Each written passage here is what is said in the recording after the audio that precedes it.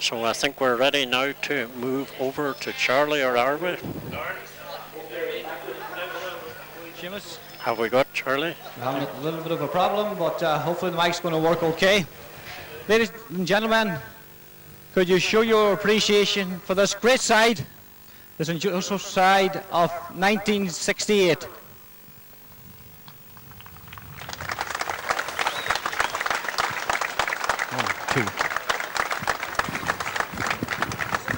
One, two. On for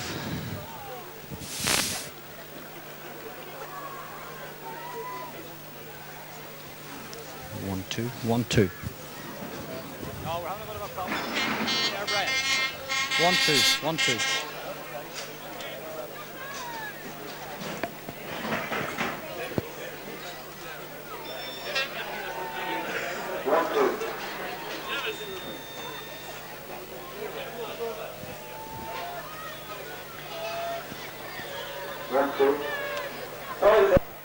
The 1968 St. Joseph's team beat the Crews by 1 goal and 10 points to 5 points in the final. During the period of the late 60s to the early to mid 70s, this without doubt was the best club side in Donegal, winning 7 championships in 11 years and appearing in 7 other finals. They were captained in 1968 by a man who needs no introduction to a crowd here in Ballybofey. A great player in his time with Donegal between 1968 and 1975, a Railway Cup player of that time, an all-star of that time, and in later years, of course, became the most successful manager in the history of Donegal football, culminating in the victory in the All-Ireland final of 1992. Captain of the St. Joseph's team in 1968, playing in his normal role at right half-back, was the one and only Brian McGee.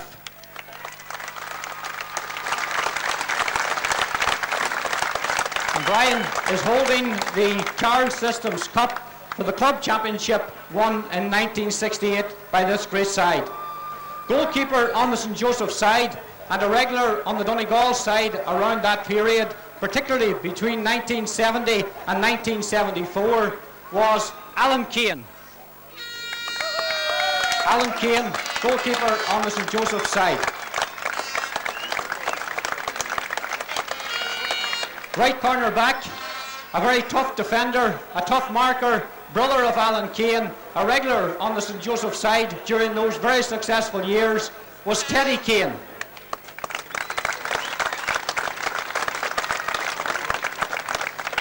Full back on that side, another man who needs no introduction, one of the most brilliant defenders ever in the history of Donegal football. He played on the county side between 1965 and 1976 in a variety of positions, but mainly at full back. A man who looks as fit today as he did back in 1976 when he stopped playing for the county, Pádraig O'Shea.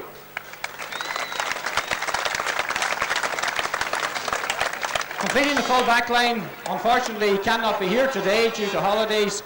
A man who was a regular again on the side was Michael Pat Daly. Show your appreciation for Michael Pat. The half-back line, of course, we've already introduced Brian McGee. Centre half-back, another regular on the side, a very talented footballer who played some great games for St. Joseph's during that period. He also played for Donegal between 1967 and 1971. At centre half-back was Brendan Dowling.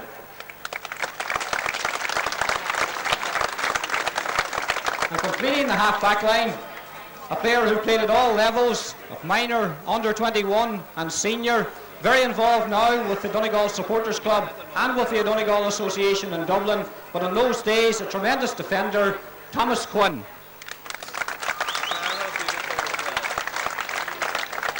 The midfield pairing on the St. Joseph's side that day, men unfortunately who cannot be with us, Declan O'Carroll. Declan O'Carroll, of course, is a very well-known footballer here in Donegal. He's represented by his son John here today. Declan played between 1964 and 69 and 71 and 76. A tremendously stylish midfielder. Declan O'Carroll represented by his son John. His midfield partner, unfortunately no longer with us, but he scored 1 goal and 2 points and contributed greatly. A former inter-county player with both Sligo and with Donegal, represented by his son here, Michael. The midfielder, along with Declan O'Carroll that day, was Brendan McGee, represented by his son Michael. At right half forward, again a man who needs no introduction. Unfortunately, he cannot be here today due to holidays, but Shimmy Granahan was right half forward. He scored 2 points on that day, and of course, as we all know, was one of Donegal's most outstanding forwards of that particular period. Show your appreciation for Shimmy Granahan, please. At centre half forward, a man who played regularly for successful Joseph sides in that time as well, coming from a family with a great GAA tradition. At centre half forward, and delighted to have him here today, was Peter Quinn. And completing the half forward line, again a man who needs absolutely no introduction, one of the most tremendous forwards, and one of the reasons that St Joseph's and Donegal were very successful around that period. Back in Donegal now as county manager, of course, but at that particular time, a sharpshooter from the hands, and of course with placed balls. The great Mickey McAloon scored 2 points, and he was left half forward. The full forward line, my memory often is with longer hair and a bit of a beard at that time. The hair's not so long today, but Kieran Blake was a live wire corner forward. He played at right corner forward on that particular day. Kieran Blake.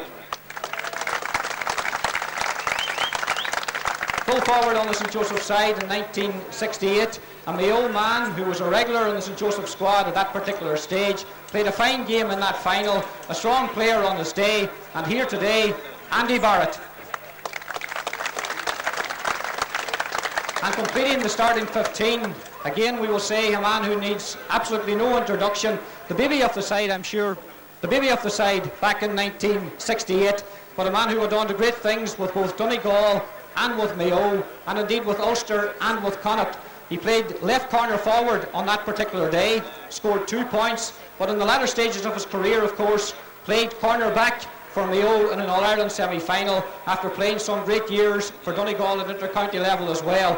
Looks as fit today as he did back in 1968. The great Martin Carney was left corner forward. Well, we have here today as well 4 of the substitutes who were there on the bench that day for St Joseph's. Please welcome Danny McHugh, Owen Rowe O'Neill, a man who needs no introduction to you, the big man himself, Joe O'Neill, and another man who looks tremendously fit and played football for a long time in his career. He was the sub that day for St Joseph's. Welcome, Josie Boy. Other substitutes on the St Joseph's side that particular day who can't be with us were Sean Murray, Kieran Dolan, Bernard Brady, Christy Coughlin and Father Liam McDade. Ladies and gentlemen, please show your appreciation for one of the best club sides ever in the history of Donegal, the 1968 county champions, St Joseph's.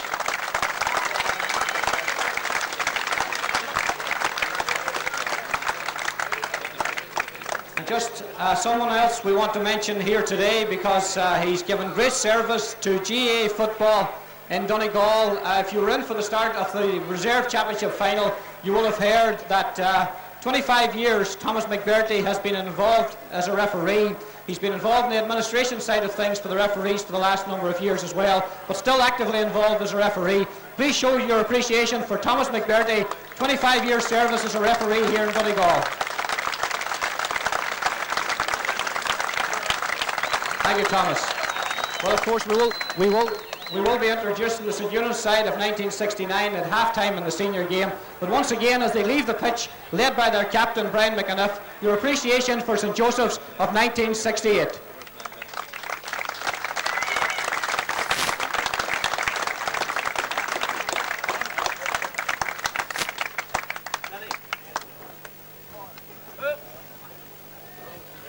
There, the St Joseph's team of 98 moving over here towards us.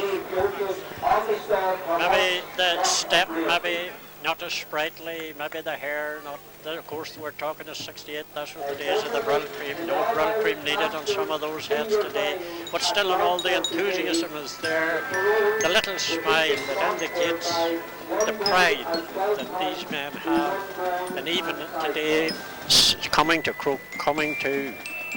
McCool Park on this county final day and being introduced to a crowd, an appreciative crowd who realise that the traditions that we have today in the game in Donegal, our All-Ireland victory of 92, all of that was due to the efforts of these people here who have just now taken up their position down below us here, photographers coming over and going over to join them. A nice gesture here is a man who has been good to Donegal football, has been good to Ulster football, another well-known referee Paddy Devlin. Paddy of Omagh, of course, a great contributor to Gaelic programmes in the county there, taking up his position there beside Teddy Kane at the end of the thing there.